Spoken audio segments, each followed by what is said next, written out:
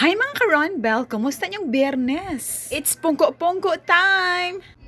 Ali na mga suki, baguning luto mga suki. Kay kung na ako ilakaw niya, naani siya baligya sa kilid, murag mga may gud siya. Kani laging dako gyud party sa atong college life, kinsay makarelate diha. Daghan na kay pag-graduate ani sa mga pungo-pungko di sa Colon. Shout out mga pungo-pungko sa Colon ag sa Fuente. Kaduha jud ko na palaw ani permiro kay ngano nagkuha na kog puso. 5 pa kabuk puso. Sus pagkuot ako siyang gisure gisure na ko kung bulsa kung napay kwarta wa gid ay nakuutan di ay ko og napasmo. Ikaduhang pasmo na ako kay na walking ko so ako'y kwarta 150 na akong kwarta yon 150 ang bayad sa walking.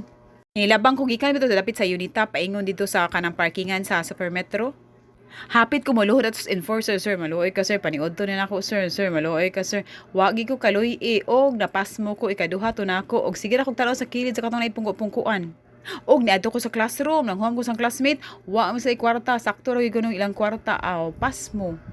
Sa usa ka semana kay kaduha ra ko makakaon og pungko-pungko, kay kaduha ra pud ko maka-lunch didto, kay sa schedule nako.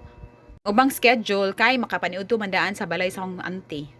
Panagsaan ang ginikaon kay di po ni healthy kung kada adlaw na pod. Happy pungko-pungko namo, kamo, enjoy sad, happy lunch, mo kay Aron Balgams.